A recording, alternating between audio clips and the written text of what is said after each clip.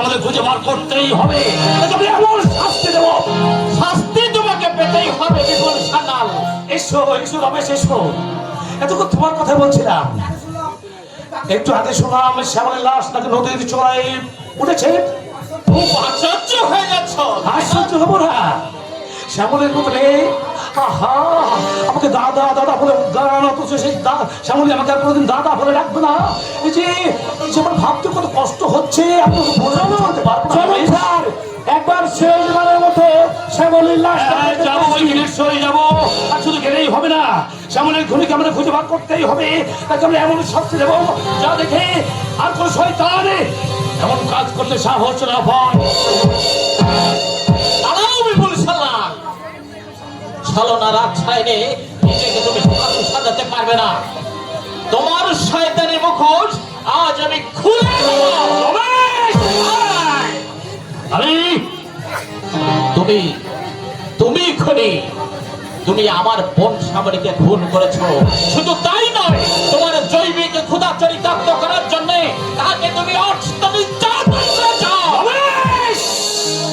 এসব কি বলছো তুমি? আমি তো কিছুই বুঝতে পারছি না। বুঝতে পারছো না শয়তান? আমি কাল রাত্রে বাড়িতে ছিলাম না, আর সেই সুযোগ নিয়ে তুমি তাকে ধরে নিয়ে রাতের অন্ধকারে তুমি খুন করেছো। রাতের অন্ধকার হলো নয়ন খুঁড়ো তোমাকে চিনতে এতটুকু ভুল করে। নয়ন খুঁড়ো কথা বলছো তুমি? এখনো মিথ্যেকে তুমি সত্য দিয়ে ঢাকার চেষ্টা করছো শয়তান। তোমার হাজার বুদ্ধির খেলায় সব অপরাধ তুমি ঢাকা দিয়ে চেষ্টা করছো। তোমার শয়তানি মুখোশ আজ আমি ছিঁড়ে ফেলব। এতটা বাড়াবাড়ি করা তোমার ঠিক হচ্ছে না। সত্যি তো সারের মতো এমন একজন মহাত্মা লোকের নামে বদনাম দেওয়া আপনার ঠিক হচ্ছে না। মহাত মহাত বলছো শয়তান? কোন মহাত্মের পরিচয় দিয়ে তুমি একটা কুমারী মেয়ের আশা আকাঙ্ক্ষে তুমি ধূলিসাৎ করে দিয়েছ? কোন সুনীতির বর্ষবতী হয়ে একটা কুমারী মেয়ের স্বপ্নকে তুমি ধূলিসাৎ করে দিয়েছ? রমেশ, হতভাগিনী এক রাস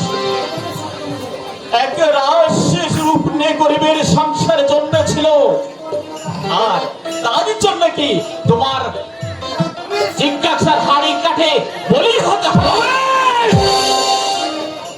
কেন কেন তুমি তাকে বাঁচতে দিলে না?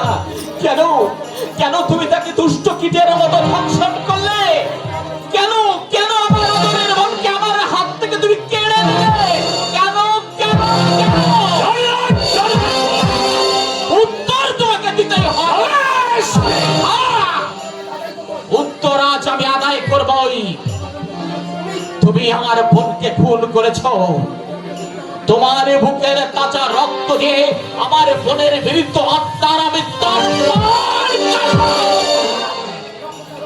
রক্ত চাই, রক্ত রক্ত চাই, রক্ত।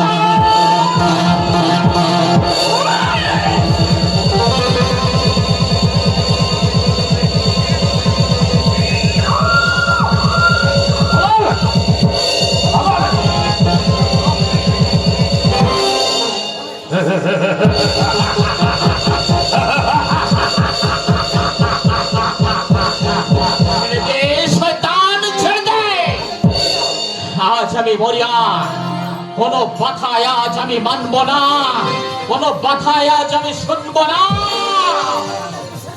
এই শয়তানকে আজ আমি আর একটু একবার চেষ্টা করলে আমার এই পিস্তলে গেলে কিন্তু তোর বুকটা ঝাঁঝরা করে দেবে। শয়তান, আর তোর বলছি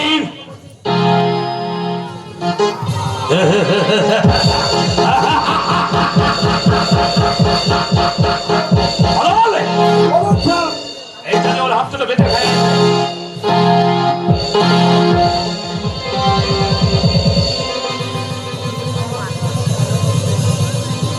বদল আরে ভাই শোনার চেষ্টার পকেটের মধ্যে রেখে দে।